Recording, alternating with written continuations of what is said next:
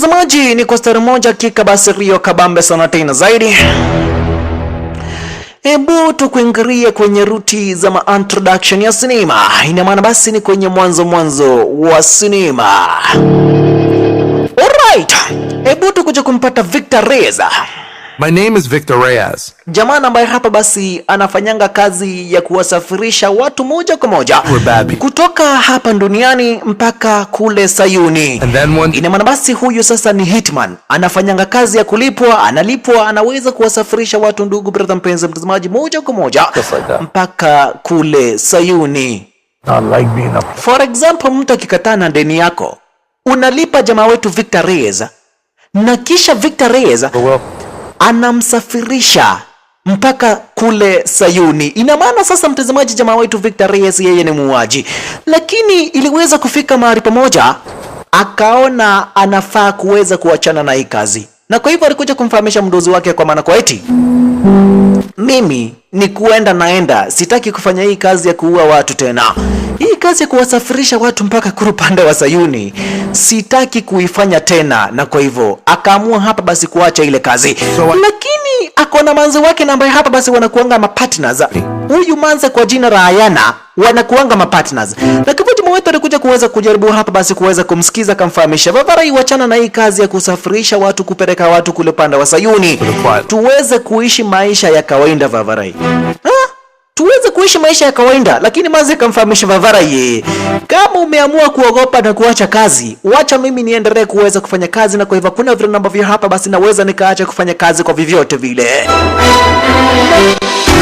Manzi akaweza kuchomoka design kama hiyo, dogo brother mpenzi mtazamaji, akaweza kuamua kwa maana kwa eti yeye ataweza kuendelea kufanya kazi ya kusafirisha watu mpaka kurupanda wa Sayuni. Jim Towns utakuja basi kumpata vile vile mweza kuhusika kwenye hii sinema. Alright, ebu sasa mtazamaji tukuingirie sasa siku turiozo. Ina maana basi hizi sasa ni baada ya miaka 15 namba hapa basi mweza kupita.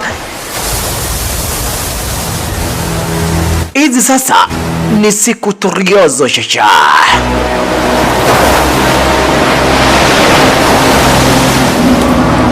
Sasa manzi wetu na yeye Ayana bado anafanyanga ile kazi ya kuweza hapa basi kuwaua watu na kuweza kuwasafirisha watu moja kwa moja mpaka kule Sayuni.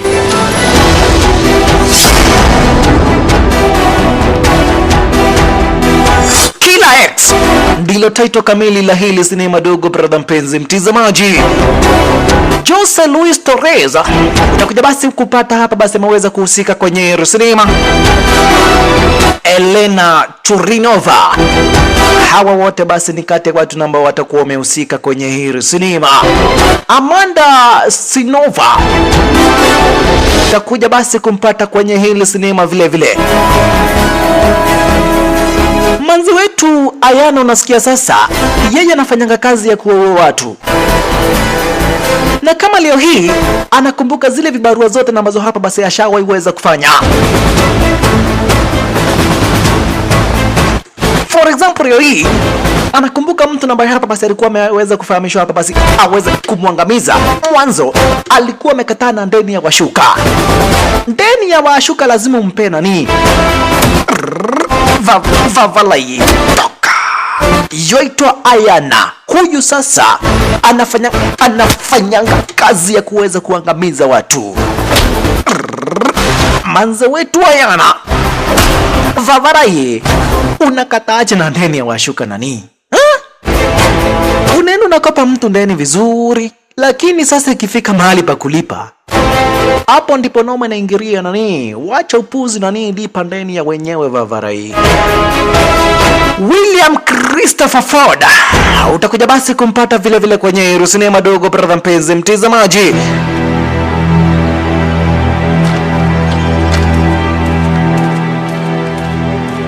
Ina maana manzi wetu Ayana yeye sasa hii ndiyo kazi imeweza kumweka tauni manzi. Alright, hebu sasa tukuingirie sasa ukipenda basi rutikando mahali na ambako tunakuja kumpata jamaa wetu Victor Reyes. This is my life now.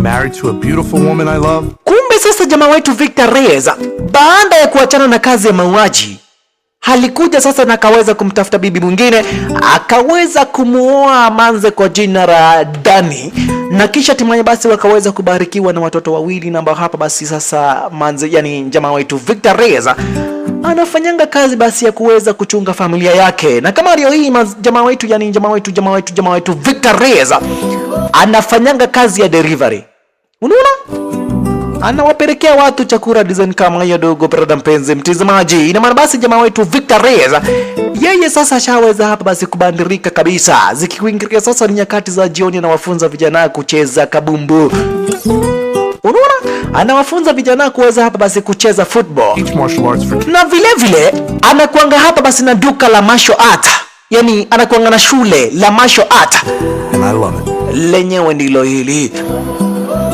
Unasikia sasa Victor Reyes yeye ni mtu na hapa basi ashaweza kuachana na ile kazi ya kuweza hapa basi kuangamiza watu. Yani leo hii sasa yeye ni mtu na hapa basi unaona kwa na familia. Josh and Sean are a bunch of losers. Unaona? I'm just fine. Ashaweza basi kupata familia, na leo hii yani jamaa wetu Victor Reyes ashaweza kutulia. Sasa amekuwa jamaa na hapa basi anachunga familia yake. Victor Reyes. How to assess the situation, the immediate dangers. Akakuja kumfahamisha kijana wake, ukiwahi uweza kuona mtu nani anakuchokoza, uweza nani kukaa ngangari, na uweza kumake sure kama anakuitia hapa basi mweza kuonyesha huyo jamaa nkanga brute vavarai. Umesikia?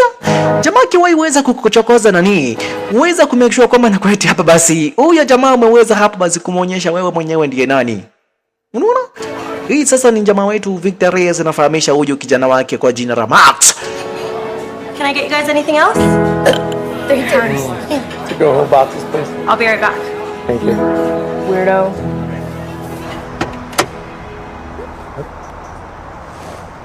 Alright. Sasa jamaa wetu Victor Reyes ameshaweza basi kuwapeleka watoto wake out. Sasa ameweza kuwatoa hapa basi kwenye restaurant, akawafahamisha nani, uwezeni kuchomoka, wacha mimi hapa basi niweze kukuingilia kwenye shule langu la martial art, niweze kumeshow kama na kueti kila kitu kiko sawa, niweze kufunga lile duka langu, yani niweze kufunga lile shule la martial art mwanzo zishakuwa nyakati za majioni. Alright, jamaa wetu Victor Reyes akaweza basi kuchukua rondi moja kwa moja, anakuingilia sasa kwenye shule lake la martial art, lakini kuweza kufika area zenye wezi, akasikia kuna mtu area zenye wezi. Nani huyo? No. No. Manze wetu Ayana. Not again. Every time. Jamaa wetu kamuuliza Vavarai, ishaweza kupita miaka 15 nani? Mimi na wewe tushaweza kuachana. Nilikwambia uachane na hii kazi ya kuua watu. I don't have... Haujawahi weza kunisikiza. Please. Kuweza kujipea rudi na ni uweze kuchomoka. Did that. Lakini unaona manze wetu mpaka hapa basi ameweza kuumizwa. Ina maana manze wetu sasa yeye anafanyanga kazi ya kuweza kuangamiza watu. Akakuja kumfahamisha jamaa wetu, kuna watu nambao hapa basi wanataka kuniangamiza. Watu nambao hapa basi walikuwa wameweza kunipea kazi. Right. Okay. Wanataka kuweza hapa basi kuniangamiza. Ina maana wandozi wangu wameamua hapa basi kunigeuzia, wanataka kuweza kuniangamiza. Lakini jamaa wetu kumfahamisha, leo hii basi mimi nishaweza kuoa, niko na mtoto, niko na bibi na watoto na nini short. So, hakuna friend namba viva hapa basi naweza nikakusaidia. Lakini punde si punde kulikuingilia sasa machinery wa kulipwa. Kuliweza kukuingilia sasa muuaji namba hapa basi ameweza kutumwa kuingilia hapa basi kupenda area zenye wezi, aweze kumwangamiza sasa manze wetu Ayana. Akakuingilia sasa area zenye wezi sasa Njose, ndiye namba hapa basi ameweza kutumwa shasha. Akakuja kaanza kulikagua lile shule lake jamaa wetu Victor Reyes. Wewe Vavarai, yani unakuja kwangu, unaniona hapa na unaanza kuangalia vitu zangu ovyo ovyo na nini? Hiyo si ni kukosa adabu na nini? Where? Vavarai. Where she? Ako wapi huyo manzi? You know who I'm talking about. Unajua kitu ambacho nakuuliza Vavarai? Huyo manzi ako wapi? Unataka kuongea hii? Angejua jamaa wetu Victor Reyes ni nani huyu, angeweza kumchokoza. Vavarai, Last chance. last chance. Unatoa huyo manze ama mtoi? Ha? Nataka uniweze kunipea huyo manze. Kisu kando. Haya, he. Kwani unajua kupigana Vavarai? Nilifikiria wewe ni kurutu. Kumbe jamaa wetu Victor Reyes, yeye ukisikia sasa alikuwa anafanya kazi ya kuweza kuangamiza watu. Alikuwa hapa basi yani anawandaria watu proper. Vavarai, utaweza kunipea huyo manzi? Victor Reyes na Jose kitu gani nani? Yani natumwa area za Nyawezi au kuambia unakuja kupatana na nani kwani? Unakuja kwangu na kisha unaanza kunitisha watu ovyo ovyo nani? Vunjo mkono. Mkono moja iko down. Lakini Jose ameweza kuamua hapa basi liwalo na liwe. Mkono ingine onwa kando Vavarai. Mikono zote zimeweza kuvunjwa. Lakini wetu Ayana aliweza kukuingilia na kisha hapa basi hatimaye akaweza kumvunja shingo yule Jose. Talking about Karash. like 22 seconds. Sasa wewe unamfahamisha Vavarai ona sasa. I mean, Umeweza kukuingilia hapa basi area za Nyawezi hata dakika 10 zijaweza kuisha. Ushaweza kuua mtu already. Till I'm dead. Lakini mwanzo wote kumfahamisha Vavarai.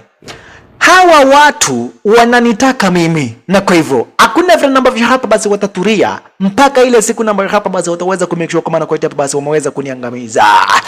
We used to be. Sasa mwanzo wetu akaanza kumfahamisha jamaa wetu Vavarai. let's take a step back, like a literal step back. Mimi na wewe tulikuanga wapenzi nani? Kumbuka vile namba hiyo hapa basi tulikuanga tunajibamba nani? Kumbuka. Okay. Over and over again, right? Yes, I'm aware. Thanks.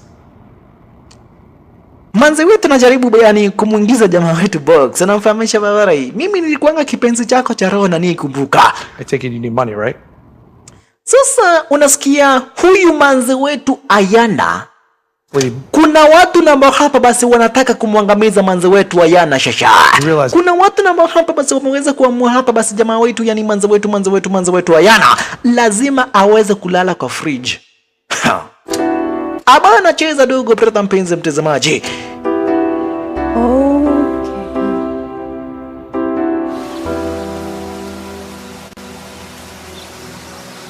Alright.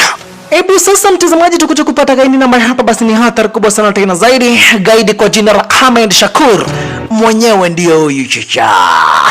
Kumbe sasa Ahmed Shakur yeye ndiye mtu namba hapa basi ameweza kutumana manze wetu hapa basi manze wetu Ayana aweze kuangamizwa. Na kwa hivyo leo hii alikuja sasa kuweza kutafuta machinery mwingine kwa jina la Marzana. Marzana mwenyewe ndiye huyu manze namba hapa basi ameweza kuporea area za Nyawezi shasha. Na kwa hivyo Ahmed Shakur Milk of your mother country. alikuja sasa kuweza kubonga na huyu manze kwa jina la Marzana mwanzo. Anataka manze wetu Ayana aweze kuangamizwa. I have a job for you. Akakuja kumfahamisha niko na job namba hapa basi nataka kuweza kukupea. And I want you to take care of it. Niko na kibarua na ambacho nataka kuweza kukupea Vavarai. Kuna kibarua na ambacho nataka kuweza kukupatia nani? Anyone I know? Nataka uweze kuniangamizia manze fulani kwa jina la Ayana. We're talking about Ayana? Nataka uweze kuangamiza Ayana nani? Spare more than one. Me three, my phone. Na kumbe Ayana alikuwa anafanyia kazi hawa watu. Alikuwa anawafanyia hawa watu kazi dogo brother mpenzi mtazamaji. Lakini wakati moja Ayana aliweza kupatiwa kibarua uweze kumwangamiza jamaa fulani. Lakini baadaye aweze kumwangamiza mtu ambaye ameweza kufahamishwa. Manze wetu Ayana aliweza kuua mtu ambaye hapa basi alikuwa amempea hiyo kibarua. Na hii yote inakuanga hapa basi imeweza kuongozwa na huyu gaidi kwa jina la Ahmed Shakur. Sorry. Akamfahamisha Ayana aliweza kuangamiza watu wangu na kwa hivyo nataka hapa basi muweze kumake sure kwamba na kwa eti huyo manze kwa jina la Ayana umeweza kumwangamiza. nitakuripa pesa mzuri sana tena zaidi. Hebu sasa tukuja kumpata gaidi na ambaye hapa basi anajulikana kama Verbspenda Leonard. Aliweza kupigiwa simu shasha, na kisha na yeye Leonard akaweza basi kuweza kupigia magaindi wake simu. Magaindi na hapa basi wanaporeanga huu mtaa, na ambao hapa basi manze wetu Ayana ameweza kuepea. Unaona? Ayana ndiye namba hapa basi anahitajika. Manze wetu Ayana ndiye manze namba hapa basi wanahitaji sasa kuweza hapa basi kumake sure kama na kuaitia hapa basi wameweza kumwangamiza.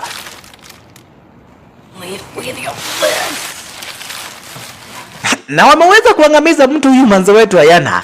Na kwa hivyo ni waweza kuficha ule mwili. Wanapolisi wasiweza hapa basi kuja kupata ule mwili, wataweza kumletea jamaa wetu Victor Reyes shinda. Na kwa hivyo manze wetu Ayana akaamua ni kuweza kuficha ule mwili. Yeah, sorry. Jamaa wetu na yeye, jamaa wetu Victor Reyes alikuja kufahamishwa na kijana wake, akamfahamisha baba dadi, wakati wa majioni uweze kutokea tuko na game. Na kwa hivyo naweza nikataka hapa basi uweze kutokea, uweze hapa basi kujiangalia nikiweza hapa basi kucheza football. You good? Sure. Alright, vile jamaa wetu anakuanga na haka kamanze. Haka sasa ni kabinti kake jamaa wetu Victor Reyes. Unasikia sasa hapa basi ni baada ya miaka 15 tangu aweze kuachana na ile kazi ya ugaidi. Lakini leo hii Ayana ameweza kurudi tena kiweza hapa basi kuhitaji usaidizi. Jamaa wetu anakumbuka vile namba vya hapa basi alikuwa anafanya hapa basi kazi. Yani vile namba vya hapa basi ameweza kumwangamiza Jose.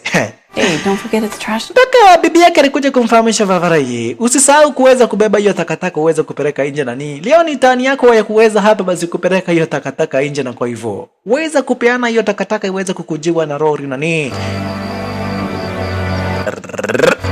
Jamaa wetu akaweza kuleta takataka areas zinaweza kama ilivyo kawaida.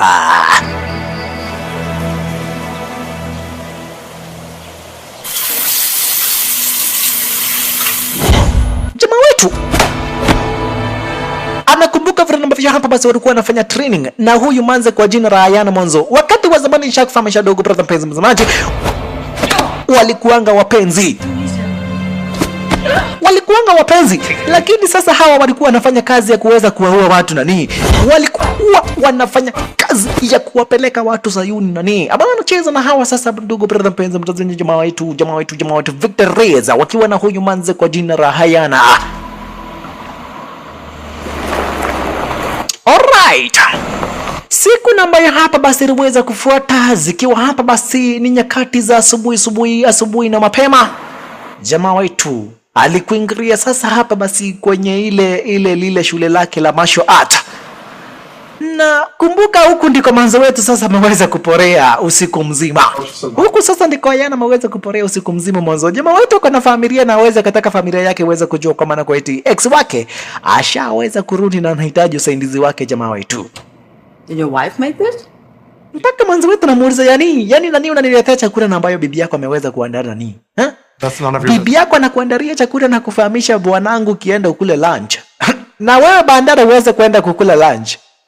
Unaniletea hicho chakula nani? Mbona inakaa bado unanipenda nani? Mbona inakaa bado haujaweza kumove on Vavarai?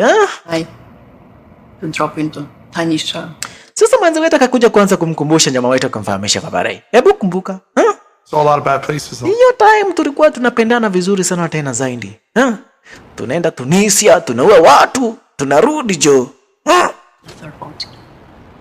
Tulikuwa tunapendana nani? Yani tulikuwa tunatembea sehemu tofauti, tunafanya vibarua pamoja.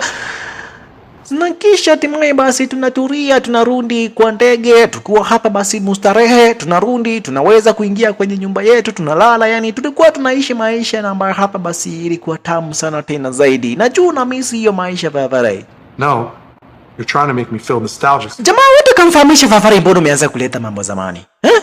Sasa nataka kufanya nianze kufeel eti nianze kufeel kukuhurumia, nianze kukuhurumia hapa na kisha hatimaye hapa basi niweze kukusaidia. Si ndio unataka hii? Hiyo kitu na nia iweze kufanyika. Lakini jamaa wetu aliweza kutumua message na Andrea Kilina akamfahamisha Vavarai, nguo zako tushaweza kumalizana nazo na kwa hivyo uweza kukujia. Mpaka manza kamuuliza Andrea Kilina Tangu lini dry cleaner wakaanza kutuma message? Si wanapiganga mtu simu eh. Kuna kitu na ambacho kinaendelea, kitu na ambacho sio cha kawaida hata kidogo. Hebu sasa tukuje kupata bibi yake jamaa wetu Victor Reyes. Bibi yake jamaa wetu Victor Reyes ameweza kutumiwa message, vile vile akaweza kufahamisha kujia manguo. Nami ni kufahamisha tu kinagobaga dogo brother mpenzi mtazamaji. Hakuna manguo na ambazo nakujia. Huyu mtu wa dry cleaner kwa jina la Ken ameweza kulipwa aweze kumteka nyara bibi yake jamaa wetu Victor Reyes. I thought I was going to pick up the stuff. Sasa jamaa wetu akakuingilia fast mwanzo shaweza kujua kweli wa maneno kwa maana kwa eti kuna kitu na ambacho kinataka kuendelea area za Nyawezi, kitu na ambacho hapa basi sio cha kawaida hata kidogo. Mwanzo mtu wa dry cleaner ameweza kulipwa aweze kumteka nyara bibi yake jamaa wetu, na kisha timaye waweze kumtumia bibi yake jamaa wetu waweze kumpata Ayana. Unaona? Na ni ukweli wa maneno. Mwanzo Ken yule mtu wa dry cleaner aliweza kuingilia. Baba Rais kwa wapi nguo? But you text them. Nguo ziko rindi. So sorry for the inconvenience. So sorry. Kind of Manguo ziko hapa. Mwanzo ameweza kuona jamaa wetu akajua mambo yameweza kuharibika. Akaweza kufahamisha manguo ziko ready. Lakini jamaa wetu anajua ukweli wa maneno ni kwamba na kwa eti wanataka kuweza kumteka bibi yake nyara. Akafahamisha bibi yake nani iweza kutoka nani. Hii mambo tutaweza kusuluhisha mimi kama yani tukiwa na yeye hapa basi mambo kiwa na ume. Lakini bibi yake juu hapa basi nini kinaendelea hela zenye uweza na jaribu kumfahamisha baba hii. Mbona unakaa kama umeweza kuvuta bangi asubuhi na mapema nani? Seriously, honey, drink some herbal tea. Enda ukunywe hapa basi maziwa, ununue maziwa upunguze bangi mwanzo. Babe, see you tonight. Itakuwaje leo hii unaanza kunibembeleza eti nisichukue manguo? Lakini jamaa wetu bibi yake kuchomoka akajua bas. Si ulikuwa unataka kuteka bibi yangu nyara Vavarai. Manza wetu Ayana Not go. ako area zenye weza kumfahamisha Vavarai. Unajaribu kufanya nini boyfriend wangu?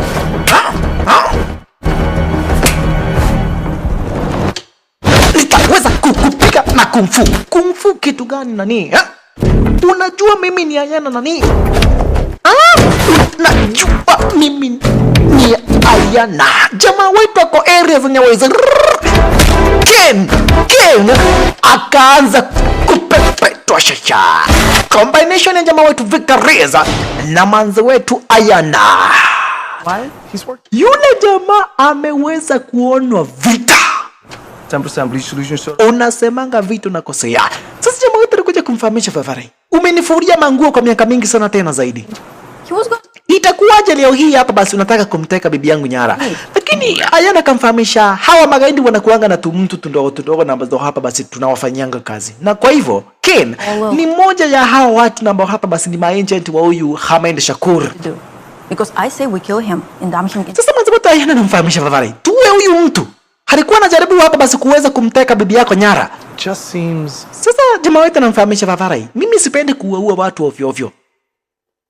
Mwanzo wetu anamfahamisha Vavarai. Huyu mtu alikuwa anajaribu kuua familia yako. Tuweze kumwangamiza. Usipomwangamiza bado atajaribu kuua hapa basi ama kuangamiza familia yako. Victor, it's your family safety. It is your family safety nani? Weza kuangamiza huyu jamaa. Jamaa wetu akafikiria kaona haina haja nimuue. Kama ni familia yangu inataka kukujia, wacha tuone kama atakujia na mikono ikiwa imevunjika. Akavunja mkono akamfahamisha Vavarai. Let him try to come at me with a Wacha akuja hapa basi na kisu, akiwa hapa basi na mkono imevunjika. Mwanzo wetu Ayana anamfuuliza, "Yaani unataka kumaanisha sasa anatumianga mkono wa right? What if anatumia mkono wa left?" Basi wacha nivunje ingine. Yule Ken akina jamaa wote waliweza kumwacha wakiwa wamemvunja mikono zote. Mpaka nawafahamisha nani? Thanks for not killing me mwanzo unajua. Manze wetu Ayana, yeye hichi ndi kibarua na macho hapa basi anafanyanga yani cha kuweza kuangamiza watu. We got work. Alright, ebu sasa tutakuja kumpata huyu manze kwa jina la Marzana. She's still alive. For God's sake, stop stuttering me. Aliweza kufikishiwa ripoti akafahamishwa yule manzi bado ako uhai. Tulikuwa tumeweza kuamua tuweze kumteka bibi yake jamaa wetu Victor Reyes nyara na kisha tumaye tuweze kumuitisha Ayana kama anataka bibi yake. Lakini hiyo plan haijaweza ku work out, na kwa hivyo itabidi tumeweza hapa basi kutumia plan B, tuweze kumtuma Leonard, yule machinery kwa jina la Leonard, tuweze kumtuma aweze kumekisha kama na kwa hapa basi ameweza kumuona kando huyu Ayana. Hold off on the swordsman for now. Mwanzo kumfahamisha wote wakishindwa, hapo sasa ndipo tutaweza hapa basi kumtuma swordsman. Na wewe Dimitri, endo tafuta bibi nani? Umesikia? Endo tafuta bibi nani, acha kuangalia mdozi design kama hii Vavarai. Wacha wewe hapa basi, yani tabia mbaya. Hapo sasa ndipo Leonard aliweza kufahamishwa na Dimitri kwa maana kwa eti Vavarai. You fail. Huyo manzi endo muangamize. Ukishindwa tutatuma swordsman next. Na kwa hivyo itabidi basi muweze kumake sure kama na kwa hapa basi muweze kukamilisha kibarua cha kumwangamiza Ayana. Itabidi manzi umeweza kumake sure kama na kwa hapa basi muweze kumwangamiza Ayana. Yes. I'm sorry. If he was Sasa Ayana alikuja kumfahamisha jamaa wetu, I'm sorry manzi. I'm sorry kwa kuweza kuwaletea hii shinda yote hapa basi area zenye wezi.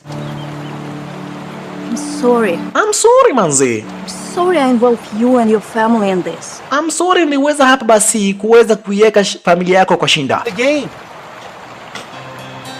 Hapo sasa nipo jamaa wetu akakumbuka hapa basi mtoto wake alikuwa ameweza kumfahamisha wakati wa jioni watakuwa na game, na kwa hivyo jamaa wetu akaweza kuelekea hapa basi kwenye ile game kuweza kutazama hapa basi kijana wake Max akicheza hapa basi kabumbu.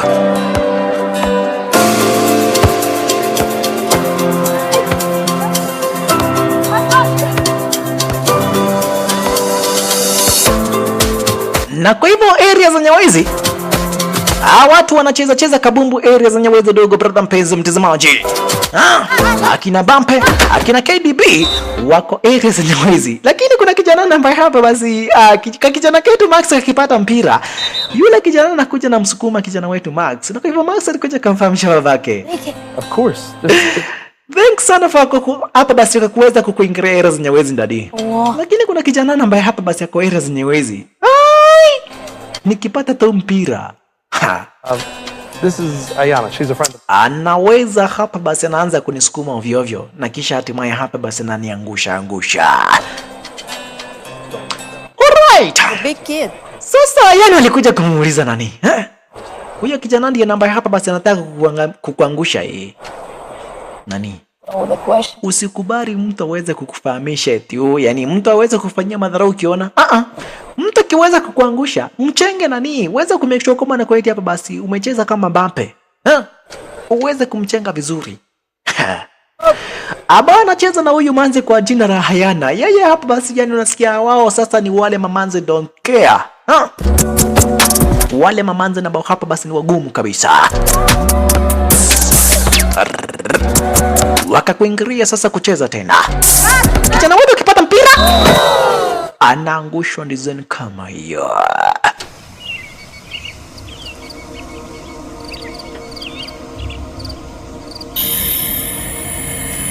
Sasa mtazamaji, hebu nikuja kukuonyesha vile mtu akicheza na akina Dimitri na Marzana anafanyangwa.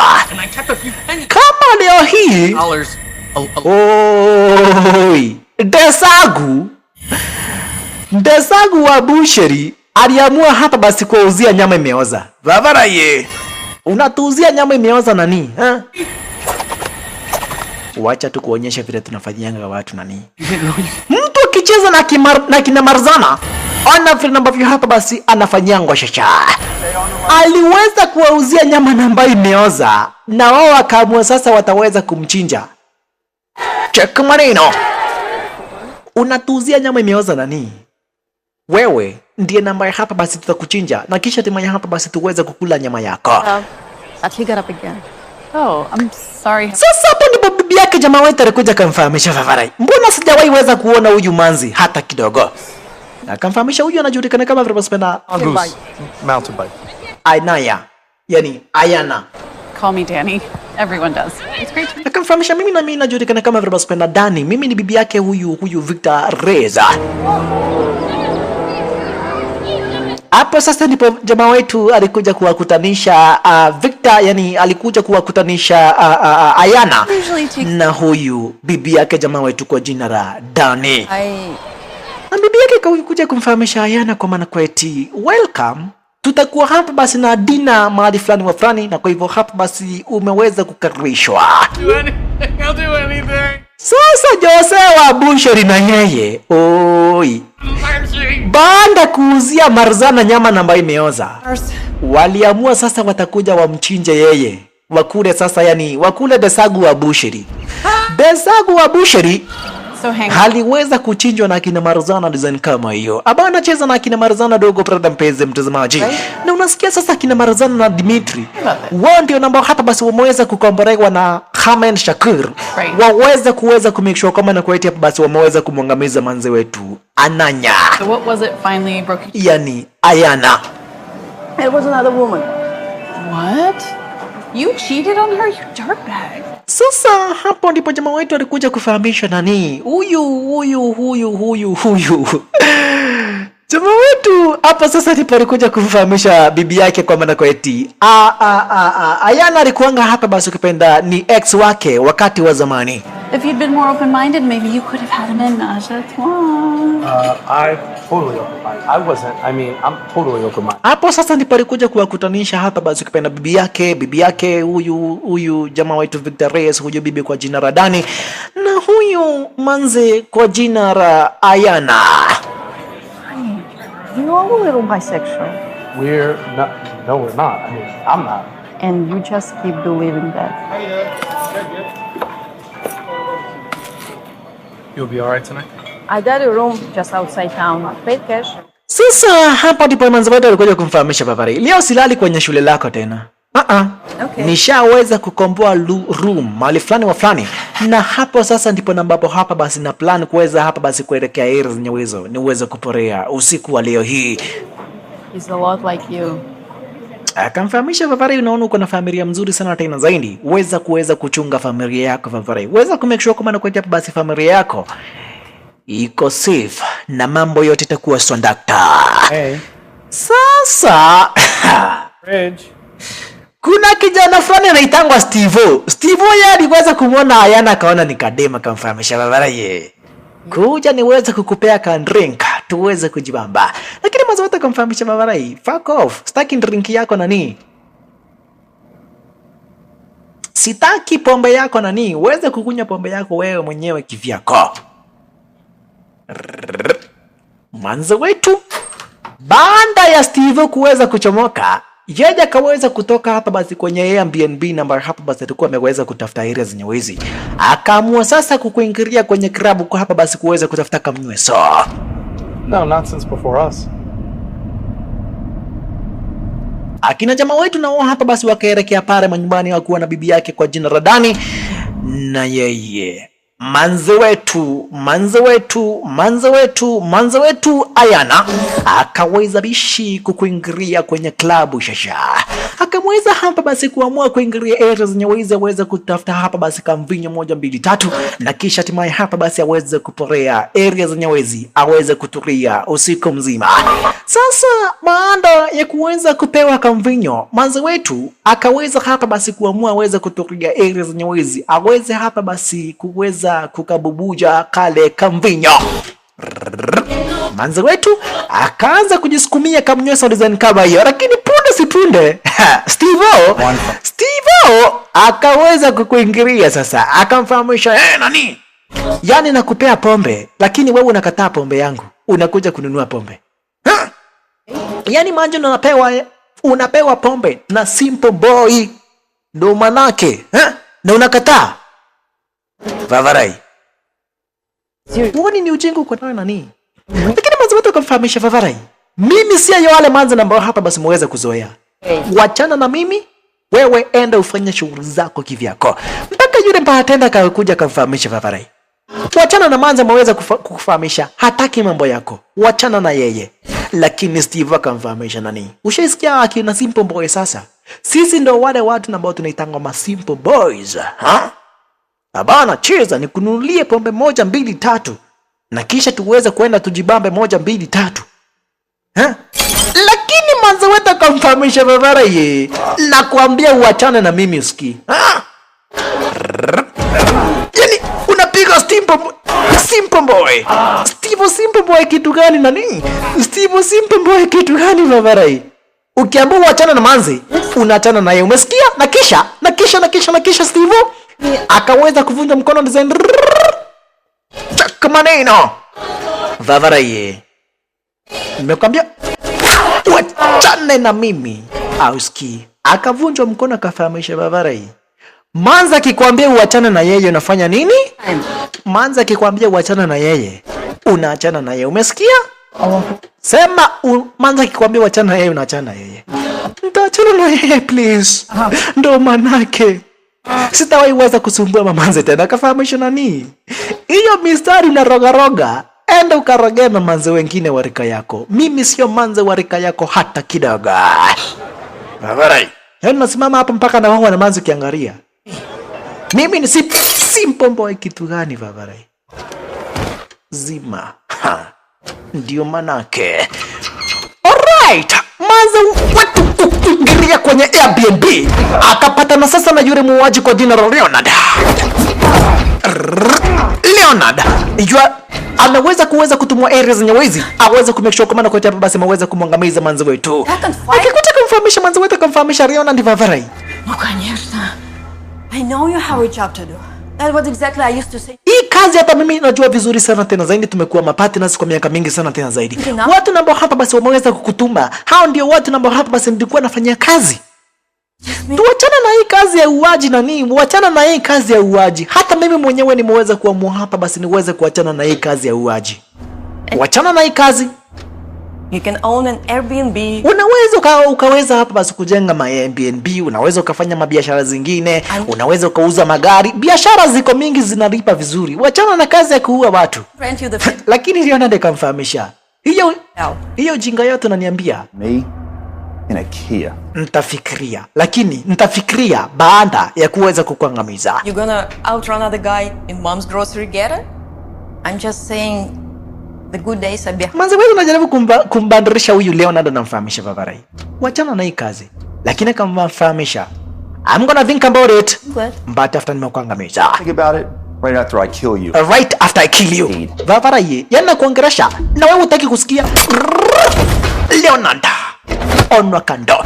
Sasa hawa wote ni wauaji dogo brother mpenzi mtazamaji. Hawa wote ni wauaji. Manze wetu onwa. Vavarai, nimetumwa niweze kukuangamiza. Sitakuja area zenye uweze kukubiria. Lakini manze wetu pia yeye amana machezo. Patwa. Na kisha pa wewe chukua. Umekuja kuniangamiza hii. Unangamiza nani? Kuja hapa.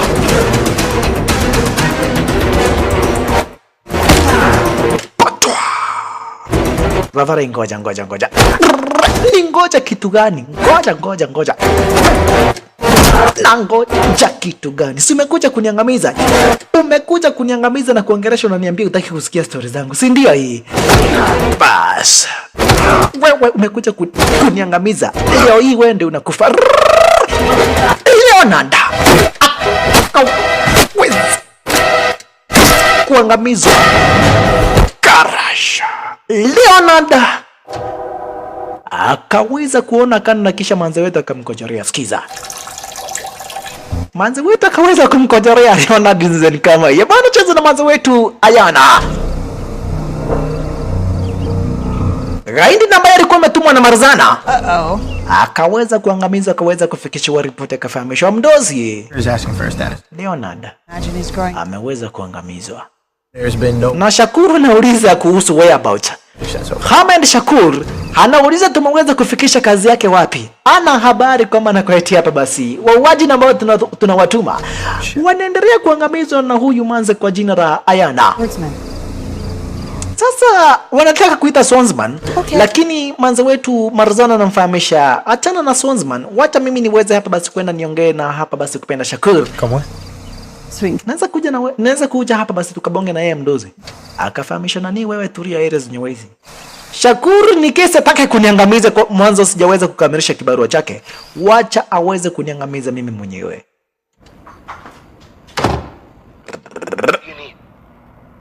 Lakini sasa ni usiku wa manane, lakini manzo wetu huyu Ayana akaweza kumfahamisha jamaa wetu, nimeweza kuangamiza mtu na nataka uweze hapa basi kuja kunisaidia kuweza hapa basi kuondoa ule mwili mahali ambako hapa basi nimeweza kumwangamiza mwanzo. Wanapolisi wakiweza kukuta ule mwili area za Nyawezi, itakuwa hapa basi ni shinda tupu.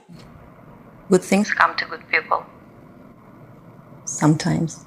You're a good person too, Ayana. Akamfahamisha Vavarai, hata wewe unajua ni usiku wa manane. Usiku wa manane na niko na familia. Lakini haidhuru. Wacha niweze hapa basi kukuingilia area za Nyawezi nione tutaweza kukacheza namna gani. A dead body. A dead body? Jamaa wetu nashangaa, kwani wewe nani? Utaua watu wangapi? Ulimwangamizanga Jose? There's a... Sasa angalia leo hii. Umemwangamiza leo nani na yeye pia? It's gonna get complicated, isn't it? You might have a point.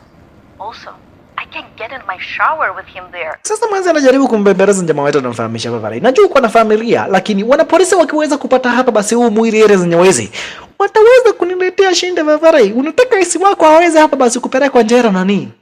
Hebu imagine vile tulikuwa tunakaa na wewe. Lakini jamaa wetu haidhuru akaamua hapa basi aweze kwenda kumsaidia hapa basi kupenda manzo wetu aweze kutoa ule mwili area za Nyawezi.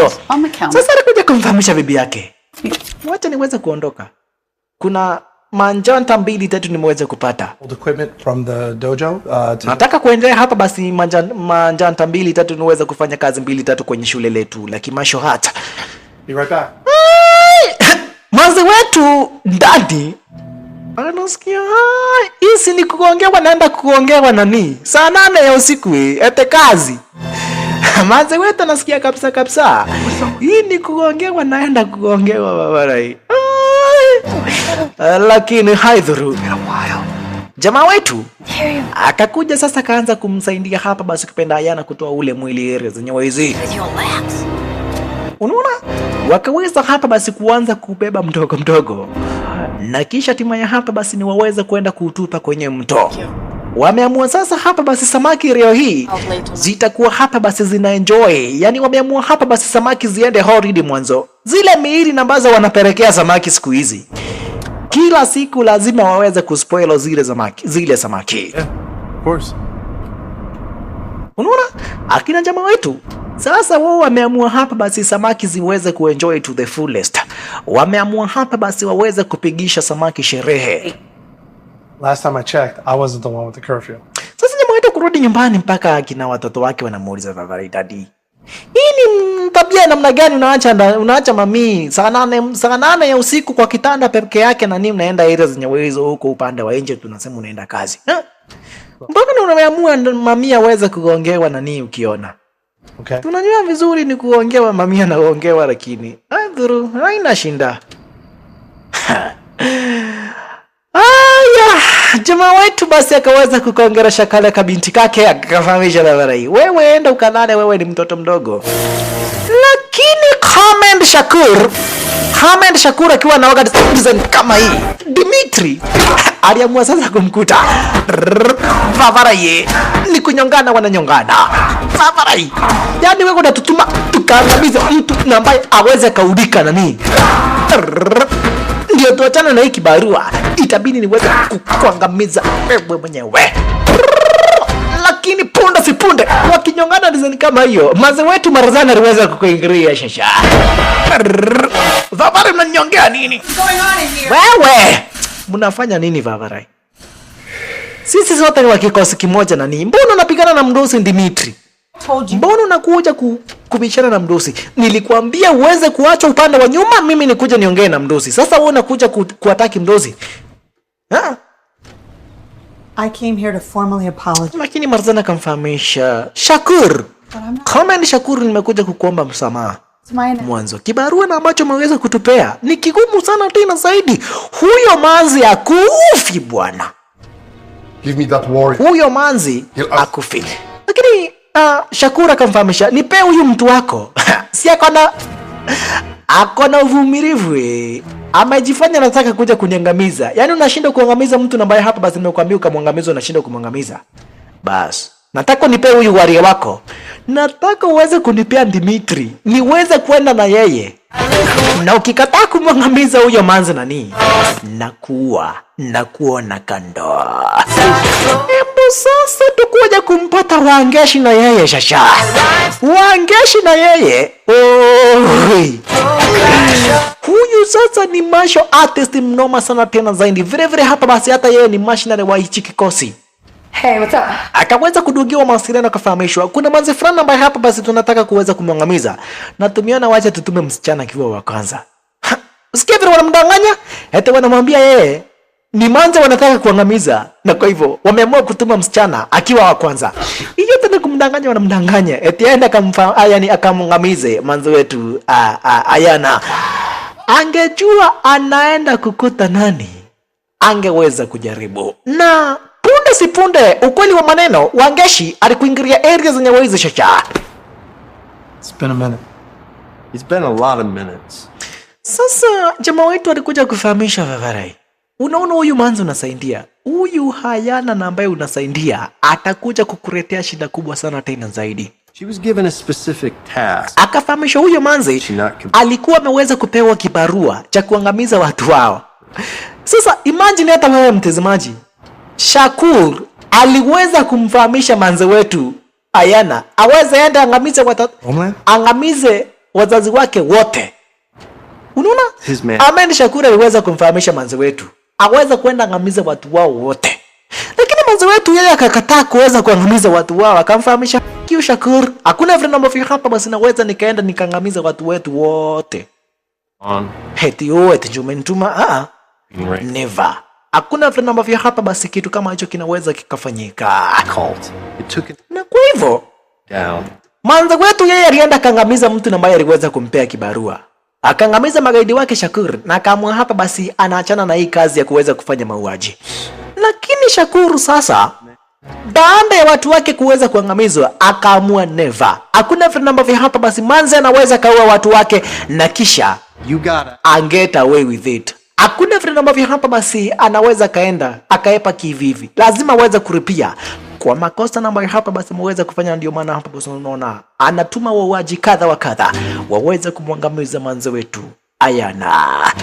Na kama leo hii Wangeshi aliweza kutumwa shasha, manzi hata kamkagua akamfahamisha Vavarai, ni siku mingi sana tena zaidi tangu nipigane na wasichana.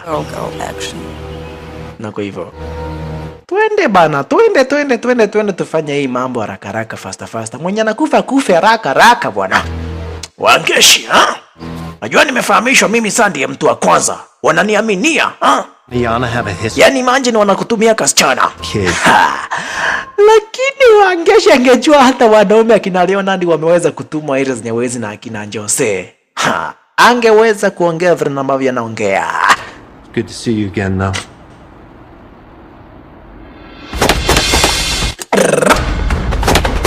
Akina manzi wetu Wangeshi na Ayana wakaanza na shasha.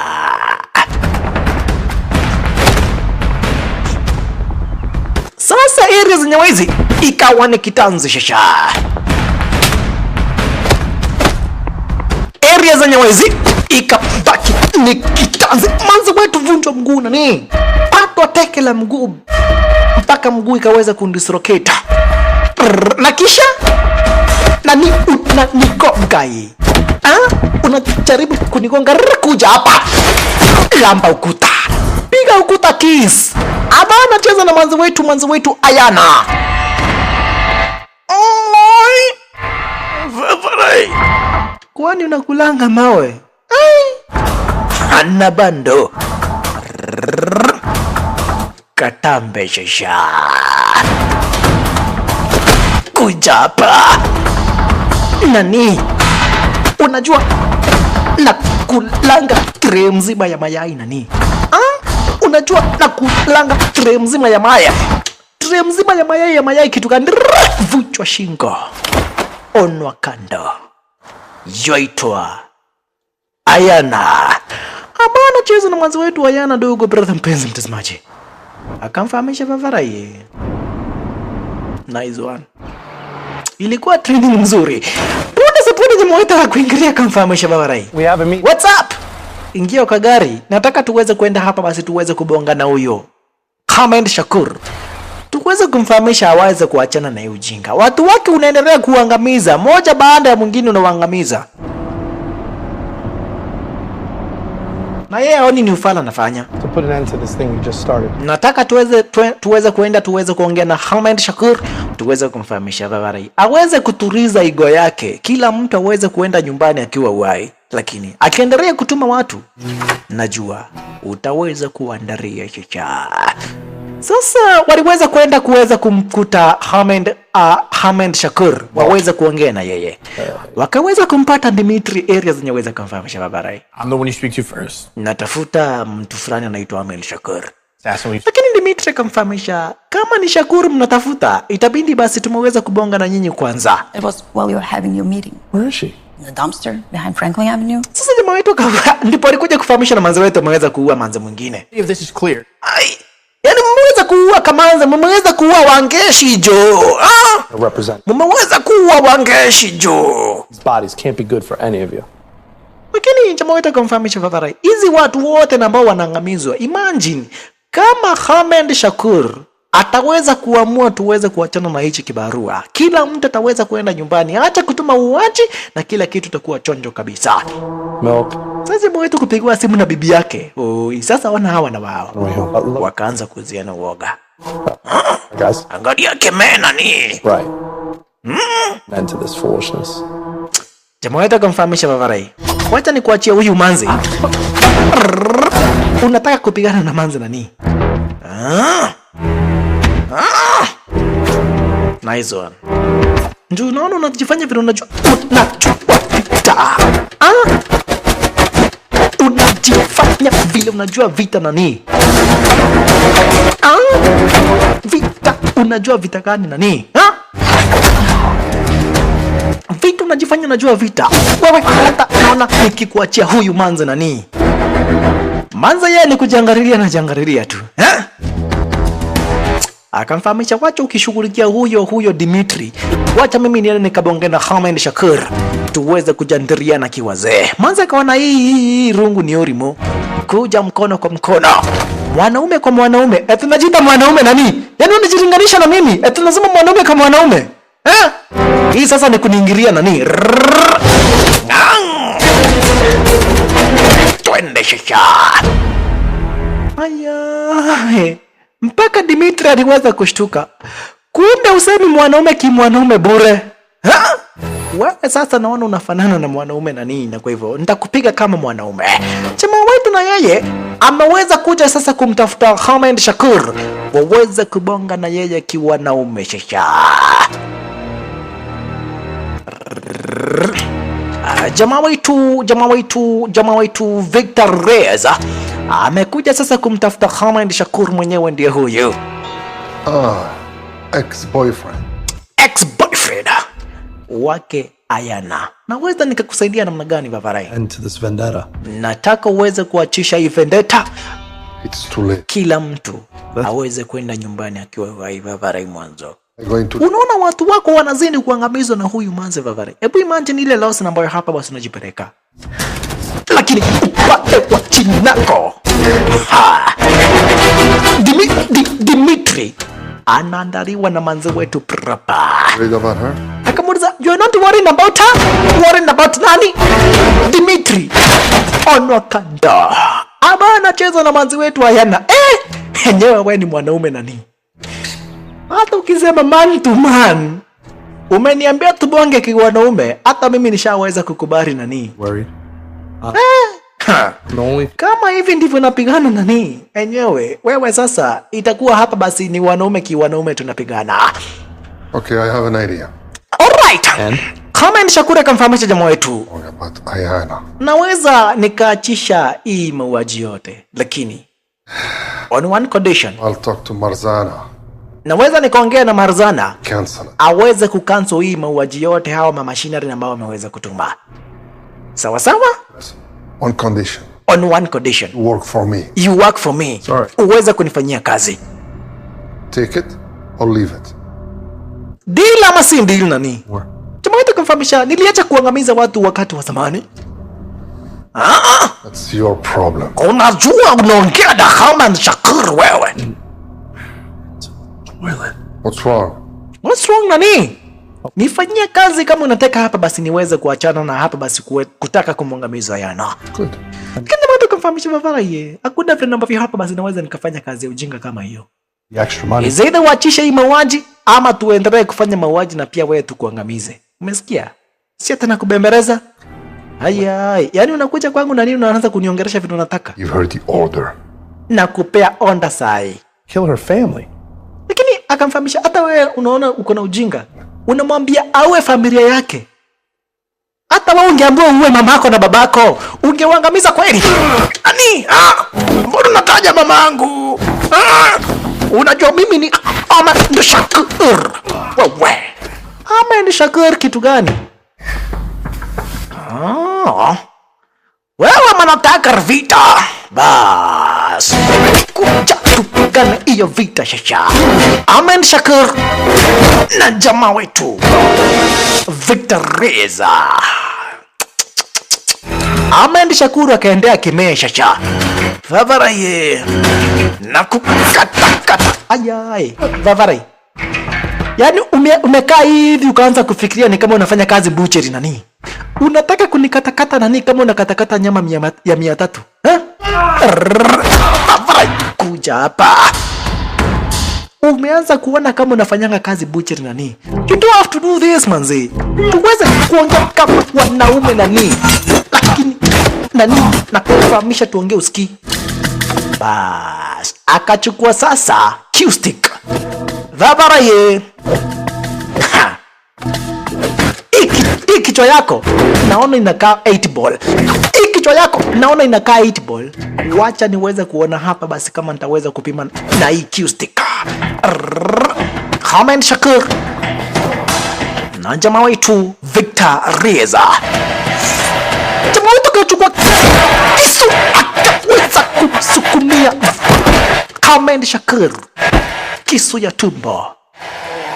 Design kama hiyo. Na kisha akaweza kukizungusha vizuri kwa tumbo. Kuweza kumake sure kwa maana kwa eti Ahmed Shakir ni kuisha maneno. Mdosi kamili wa magaindi ameweza kuonwa kanda. Na kisha timanya basi kama ilivyo kawaida wakakuja basi wakaamua samaki ziweze kupewa sherehe yake. Wakakuja basi wakaweza kurusha mwili wake Ahmed Shakir hapa basi kupenda hizo zenyewe. Wakaamua samaki lazima ziweze kuenjoy proper. Lazima samaki hapa basi ziweze kukua hapa basi na kapate kidogo. Lazima samaki hapa basi kupenda ziweze kuenjoy vilivyo.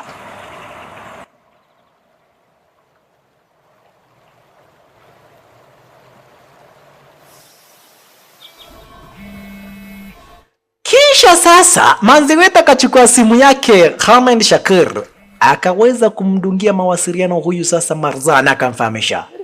Hello beautiful. Hapo sasa ndipo Marzana alikuja kujua Shakir anikwisha maneno. Manziweta akamfahamisha Kagara, isikiza. Nimeweza kumwangamiza Ahmed Shakir. Na sasa najua wewe sasa ushakuwa promoted. Sasa wewe ndiye mdosi mpya. Hii kitu tunaweza tukamaliza Vavare. Angel to girl. What kind of understanding? Nataka tuweze kukuwa na understanding hapa. Planning people to kill me. Aina haja uendelee kuweza hapa basi kutuma watu wakuja waniangamize na mimi wanakuja na waangamiza. Utaendelea kuhusu watu wako nani? Utaendelea kutuma watu wako na mimi naendelea hapa basi kuangamiza watu wako. Na kwa hivyo haina haja hii mambo yaendelee hivi. Kila mtu ako na kazi ya kufanya. Najua uko na kazi ya kufanya na mimi niko na kazi ya kufanya. And not to die. Hakuna haja kila mtu akufe. Na kwa hivyo wachana na mimi niachana na watu wako, wache kunifuata na wewe watu wako wakae wakiwa hai. Simple. Angaa tungaa conversation. Najua wewe sasa ndiye mdozi na ndio maana nimeweza kukudungia mawasiliano. Tuongee kama mandem, tuongee kama mamanze, tuweze kusikizana. Look, I'm only middle management. Akaweza kumfahamisha Vavarai, mimi Marzana sina shinda na wewe Ayana. So Yes. tunaweza tukasema hapa basi hii mambo weze kuishia hapo. Hakuna mtu atafuatana mwingine na kwa hivyo hakuna vifo zingine. Yes. Yes? I'm glad we had this little talk. Just between us girls. Wakaweza kuangri, lakini mazo wetu anajua Marzana vizuri. Vavarai akajua. I keep trying to kill me. I know she will keep trying to kill me manze. Hiyo tu ilikuwa conversation ya Njaro, na kwa hivyo najua Marzana ataendelea hapa basi kutaka kuweza kuniangamiza. Sasa umeishi kusikia wakisema wataweza kumuita Swordsman. Marzana alisema huyu manza nafaa kukufa na nafaa kukufa kifo cha uchungu, na kwa hivyo wakaamua kumuita Swordsman. Shasha, umeishi kusikia kukiitwa Swordsman. Sasa wacha sasa mimi nikuja kukuonyesha Swordsman mwenyewe ndiye nani. Swordsman ni huyu jamaa kwa jina la Gondo. Mkague shasha. Swordsman mwenyewe ndiye huyu ndugu brother mpenzi mtazamaji. Huyu sasa ndiye Swordsman. Na kama leo hii ameweza hapa basi kupewa kibarua cha kuweza kumwangamiza jamaa fulani, kwa hivyo hapa basi ndio maana hapa basi na kuingilia era zenye wezi na kama nyoso kwa mkononi zen kama hiyo. Yataka kumwangamiza huyu Kader. Punda sipunda kwenda kumwangamiza. Akaweza kudungiwa mawasiliano akafahamishwa. Moshi. Kibarua kiko. Kuna manze kwa jina la Ayana na anaishingi mahali fulani wa fulani, wanaishi na mtu fulani wa fulani, ende muangamize.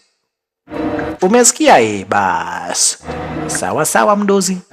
Kibarua lazima uweze kufanywa. Akaweza kumwangamiza yule target na hapa basi alikuwa amepewa kazi yake kumwangamiza leo hii, na kisha timaye next target ni Ayana. Na unasikia huyu Swordsman kwa jina la Gondo.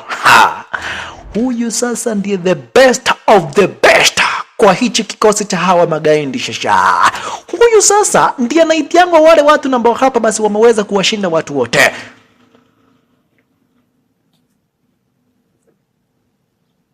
Hey. Hey, can we talk? Sasa bibi yake jamaa wetu alikuja kumfahamisha Vavarai.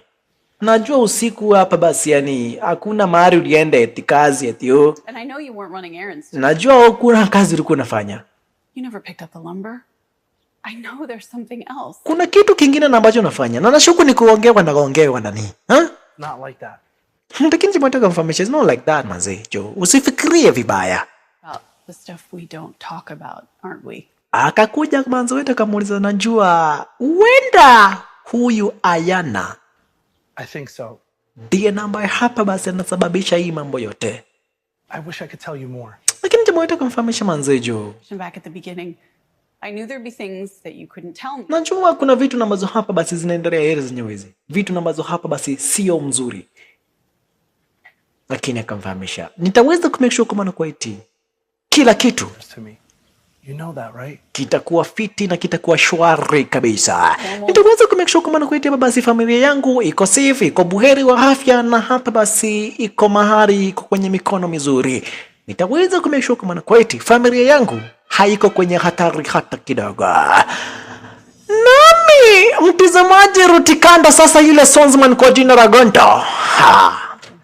Cheki vrana ambavyo sasa na kunorea kisu dogo brother penzi mtazamaji. Yule Gondo. Yeye sasa ashaingia kwenye beast mode. And your lovely family. I mean, you're leaving now? Hawa wana habari kwa maana kwaiti hapa basi Swordsman ameweza kuitoa. Sasa huyu manzi kwa jina la Ayana akaamua basi kuweza kumwaga jamaa wetu design kama yakamfahamisha kama tushaweza kumwangamisha Ahmed Shakir, kama tushaweza kumwangamisha hapa basi, yani kumwangamiza Ahmed Shakir, wacha mimi niweze kuchomoka, weza kubaki na familia yako, na I hope kila kitu kitakuwa shwari kabisa. Hawana habari kwa maana kweti hapa basi yule muuaji kwa jina la Sonzman hapa basi na ambaye anajulikana kama Verbas Pendagodo ameweza kutumwa na ako njiani ni kuingiria hapa basi kupenda Erez Nyawezi kuweza kumtafuta huyu yule manzi kwa jina la Ayana aweze kumwangamiza. Sasa jamaa wetu alikuingilia sasa hapa basi kupenda kwenye familia yake, akaweza kuikagua. Yeye anafikiria hapa basi kupenda kila kitu, zile danger zote na ambazo hapa basi zilikuwa hapo, zile hatari zote na ambazo hapa basi zilikuwepo zimeweza kuisha mwanzo. Yule manze kwa jina la Ayana ameweza kuondokea hii familia, na vile vile washaweza kumwangamiza yule gaindi kwa jina la Ahmed Shakir. Anajua sasa kila kitu kitakuwa shwari kabisa. Lakini na yeye manze wetu Ayana alijua hakuna vile Marzana naweza kaachana na yeye, na kwa hivyo akaamua kabla wanikute, wacha mimi niwakute mimi mwenyewe. Sasa akakuingilia nani mpaka manyumbani kwake Marzana kamfahamisha, nataka tuweze kumarizana hapa kwa hapa nani Dimitri. Akakuingilia na kisha hapa basi akaweza kumpata manzi wetu, wakaanzana shasha. Unajua na kunywanga soda kireti mzima nani ha? Unajua na kunywanga soda kireti mzima Vavarai ha? Na unakuja kupigana na mdozi wangu nani na kunywanga soda kireti mzima jo. Rusho kwa swimming pool haba anacheza na manzi wetu Ayana. Rudi nani, unatoka unaenda wapi? Unatoka unaenda wapi nani?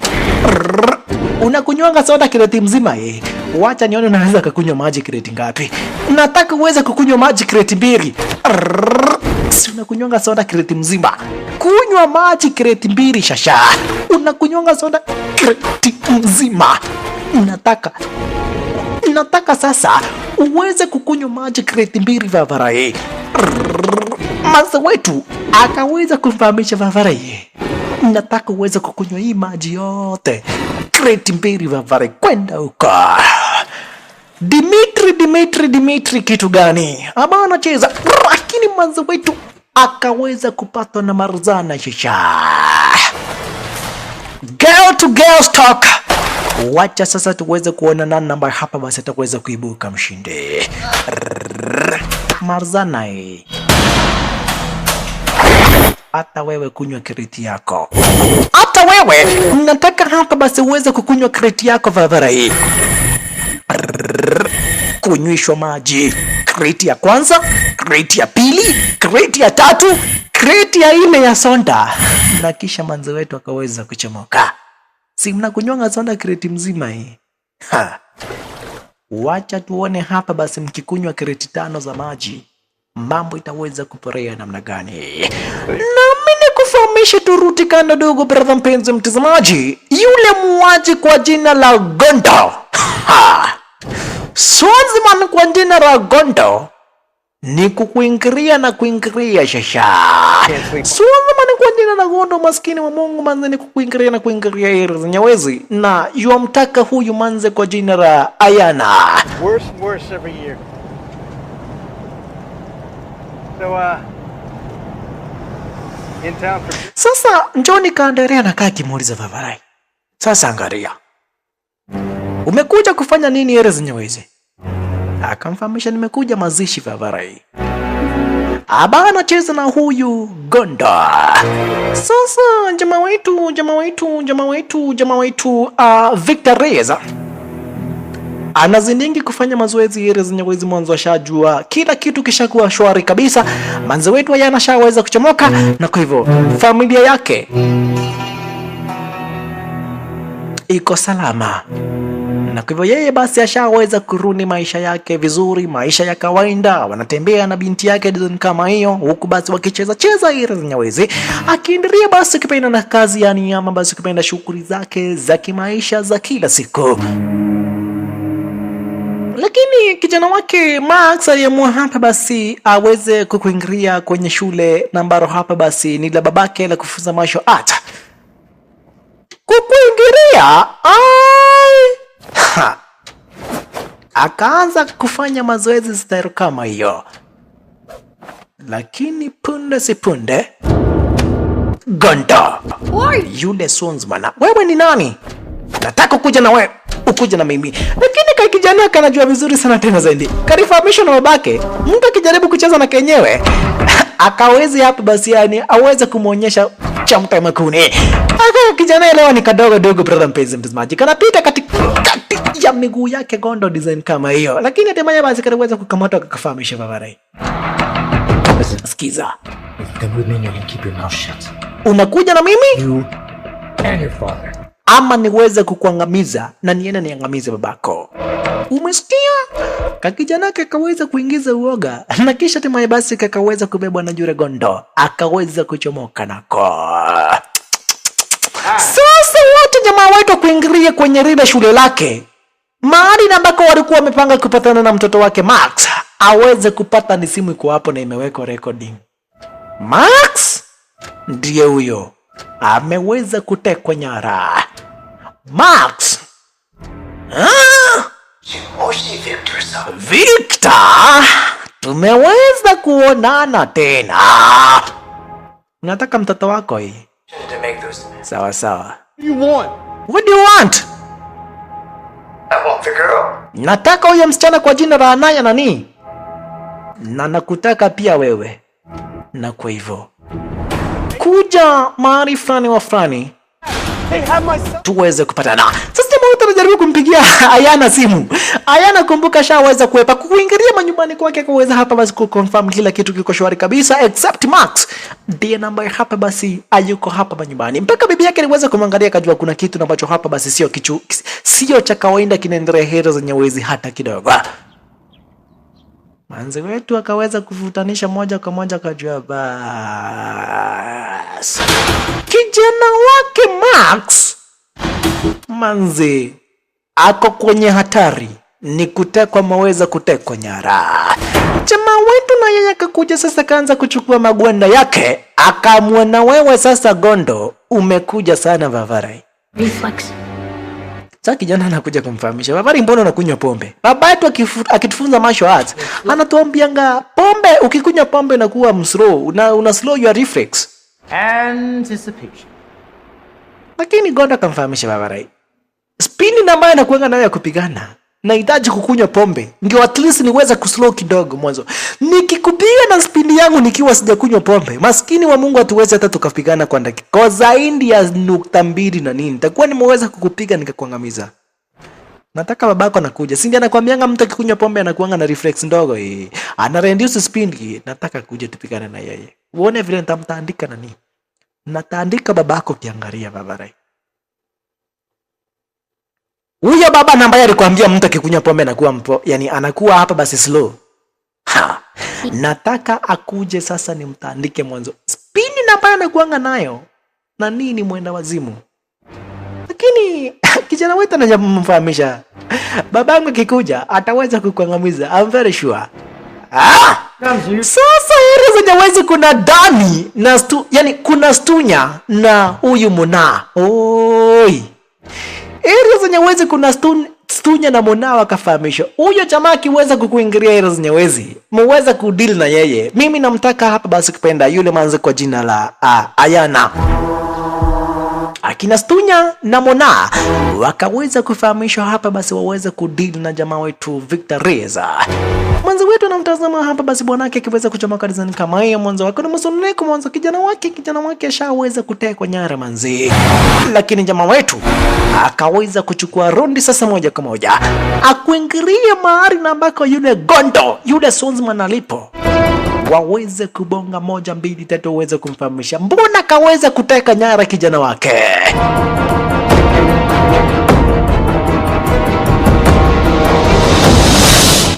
Alright. Jamaa wetu ameweza kufika sasa basement. Ashaweza kufika kwenye ile maskan. Akakuja akakuta akina Mutiso wako area zenye wezi. Mutiso. Ukangotavia.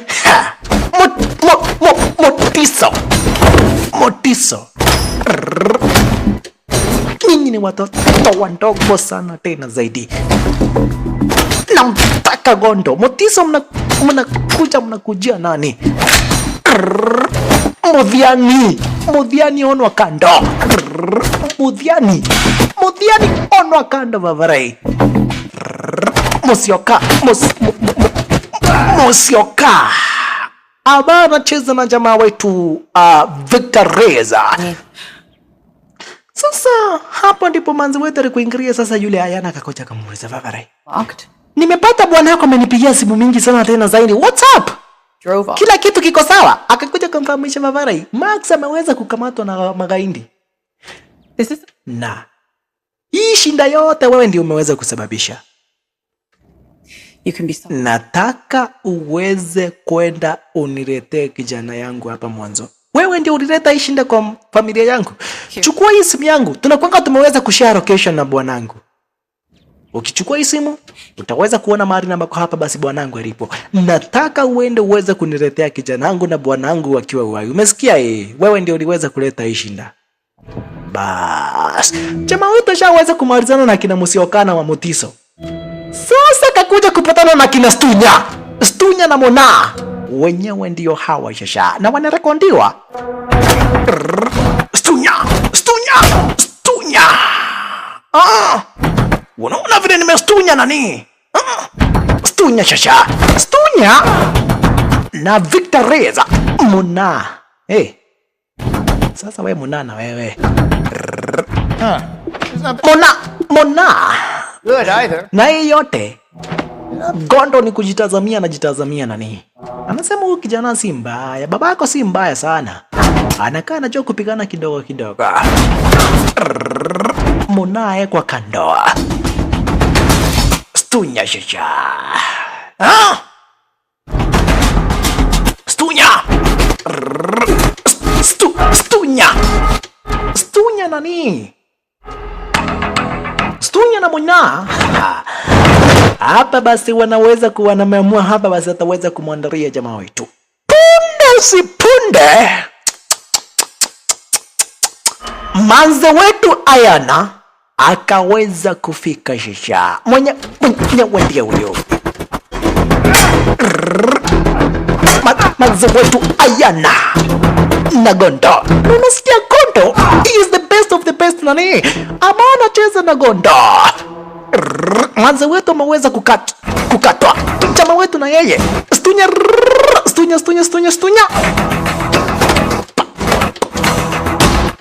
Stunya anasukuma mandonde mengi.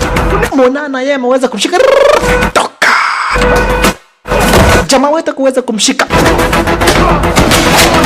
Stunya rushwa kando. Ameweza kuangamizwa. Mona kuona Stunya ameweza kuangamizwa. Ai, Vavarai, yani umeangamiza Stunya na vile ulikuwa umestunya njo.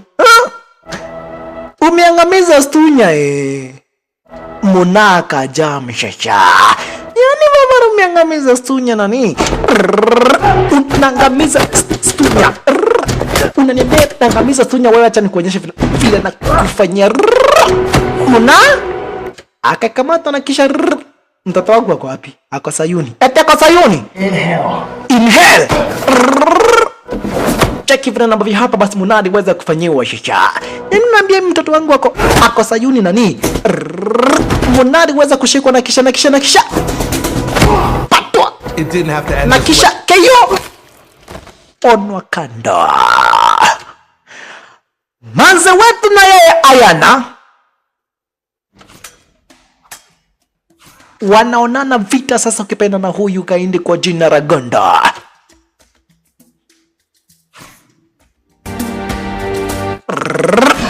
Gondo na Ayana. Jamaa wetu sasa shaweza kumalizana na Stunya na Mona. Anawataka sasa hawa kina Gondo Jamaa wetu yomtaka Gondo na mtoto wake kisu na ambacho hapo basi Gondo alikuwa anatumia kikaanguka mahali na ambako kijana alipo design kama hiyo. Jamaa wetu akakuja kapata heroes nyewezi kuna minyororo bas. Wewe Gondo sasa, Gondo wewe utakuja kupenda. Kijana akachukua ile kisu, anataka hapa basi aweze kukata hizi kamba ambazo hapa basi ameweza kufungwa nazo. Ona! Ina maana basi huyu Gondo ameweza kuharibika. Kijana anakata kamba design kama hiyo za miguu akaweza kukata. No. No what? She's dead. Your boss. He's not my boss. I mean. Sasa manzi wetu alikuja kumfahamisha Vavare. Mwenye mekutuma kwa hii kibarua Marzana, niliweza kumwangamiza usiku.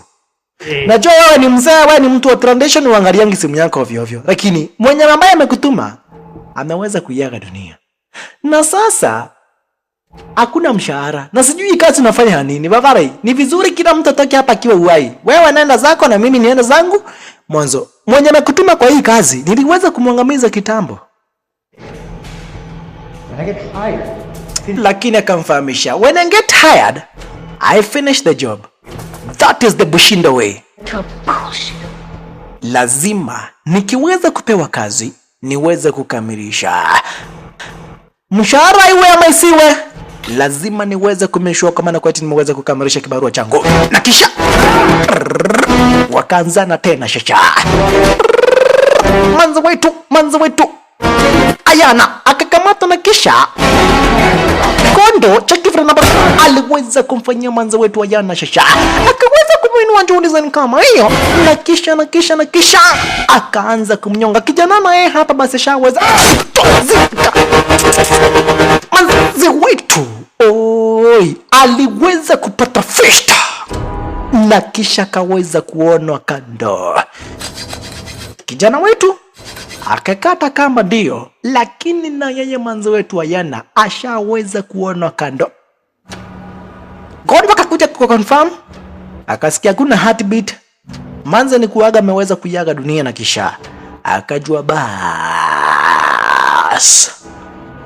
kibarua cha kumwangamiza manzi nimeweza kumaliza. Kijana wetu naye ashaweza kukata kamba. Kijana wetu akona confidence. Vavaraye toka nani sipiganangi na watoto kijana naepa akamwekelea Gondo. Lakini eneo mtazamaji, huyu ni kijana mdogo na kwa hivyo aliweza kupatwa KO moja. Akapatwa KO akafahamishwa kakikunja ngumi kanagongango kama babake, na kwa hivyo akaonwa kando. Punde si punde jamaa wetu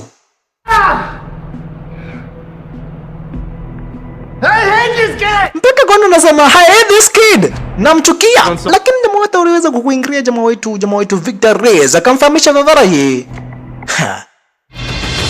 mbona siweza kupigana na watu wakubwa? Mbona siweza kupigana na mtu na hapa basi mnatoshana na yeye nani?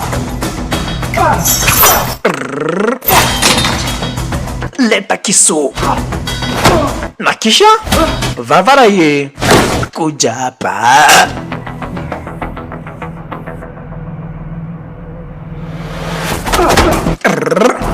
Wakanzana. Lakini nisha kufahamisha dogo brother mpenzi mtazamaji, huyu Gondo Gondo ikikuingilia sasa ni mkono.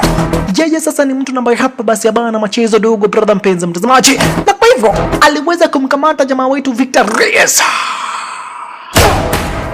Akaanza kumwekelea makeio shasha.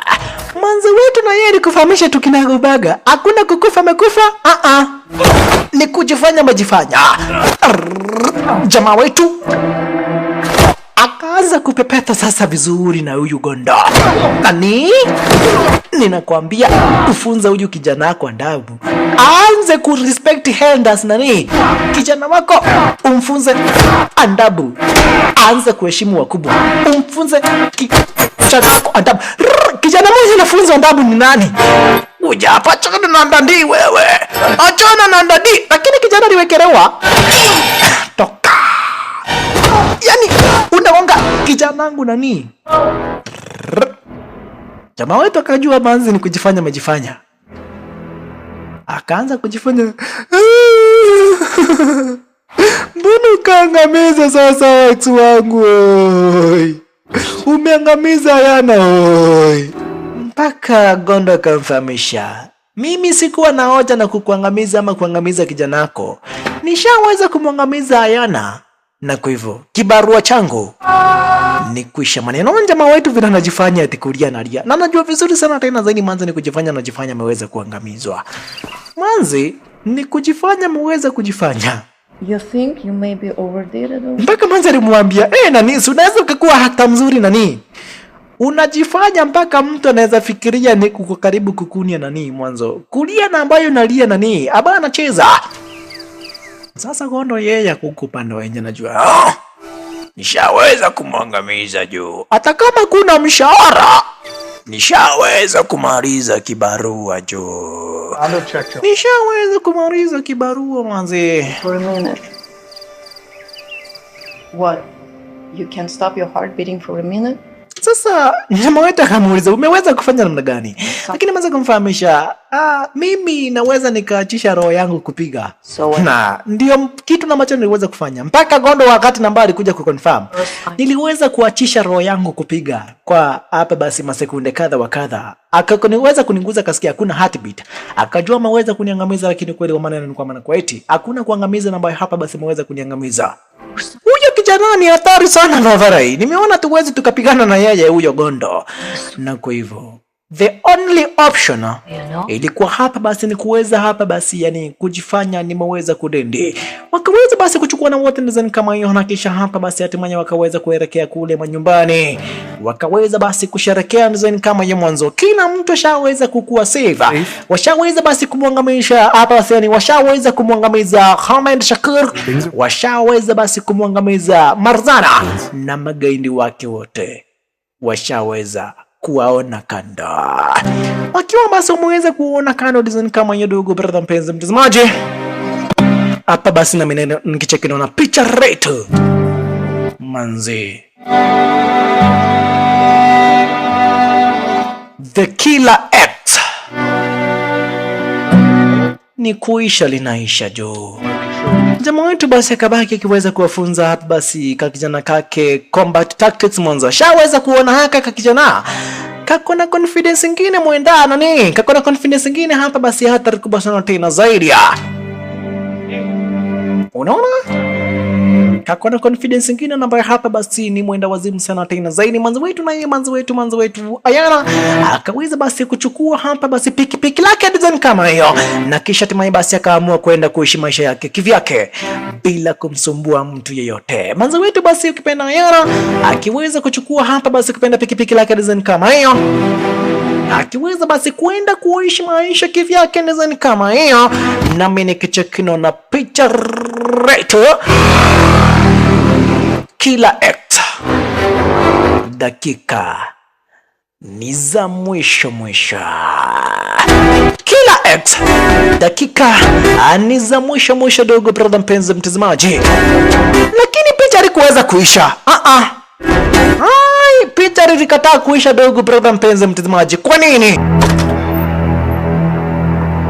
Mwanzo jamaa wetu alikuingilia sasa. Kumbuka hapa basi kwenye mwanzo wa sinema yule mdozi ambaye hapa basi aliweza kumruhusu jamaa wetu aweze kuacha kazi.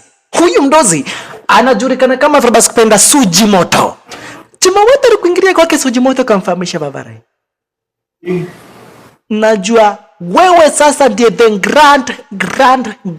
grand master wa hichi kikosi cha kimagaidi. Na kwa hivyo najua uendo kaweza kufikiria kumwangamiza Ayana. Mwanzo ameweza kuangamiza watu wako. Whose face is that? It's you. Unasikia? You're at fault. You put your family in danger. Not me. You chose this life. You started a family.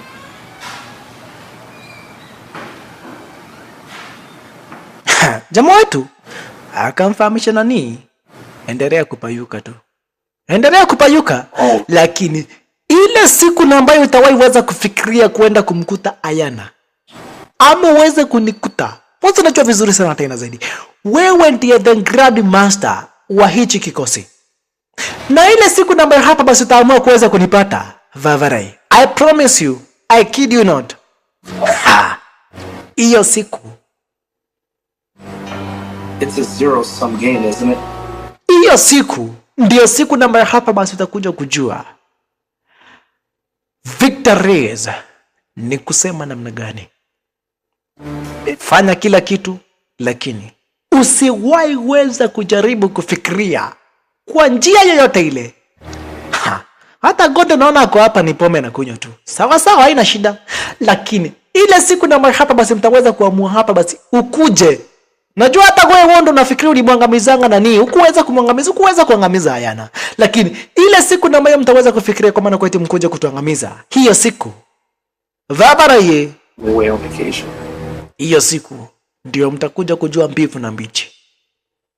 Na hiyo mtazamaji ni kutuonyesha kwa maana kwa eti hapa basi kuna uwezekano wa kuweza kupatikana hapa basi kwa sehemu ya pili ya picha letu Killer X. Mtazamaji, nataka unielewe, sijasema kuna sehemu ya pili. Nimesema kuna uwezekano wa kupatikana kwa sehemu ya pili mwanzo. Huenda huyu Sujimoto akaamua hapa basi kumwangamiza Ayana, akaamua hapa basi kuweza kukuta familia yake jamaa wetu Victor Reyes. Kama kutawahi weza kutokea sehemu ya pili mtazamaji, sitaweza kusita kuweza kuwaletea sehemu ya pili, but for right now haijaweza kutoka. Lakini kama kutakuwa hapa basi na uwezekano wa kuweza kutoka kwa picha letu hapa basi kupenda Killer X sehemu ya pili, nitaweza hapa basi kuweza kukuandalia dogo brother mpenzi mtazamaji. Lakini right now sehemu ambayo tuko nayo ni sehemu ya kwanza, nami nikicheki naona Killer X sehemu ya kwanza, dakika ni za mwisho. Akabishini wako Mastundia, DJ Jing Movies. Asanteni sana na karibuni tena Mastundia. Asante sana. Mardadi.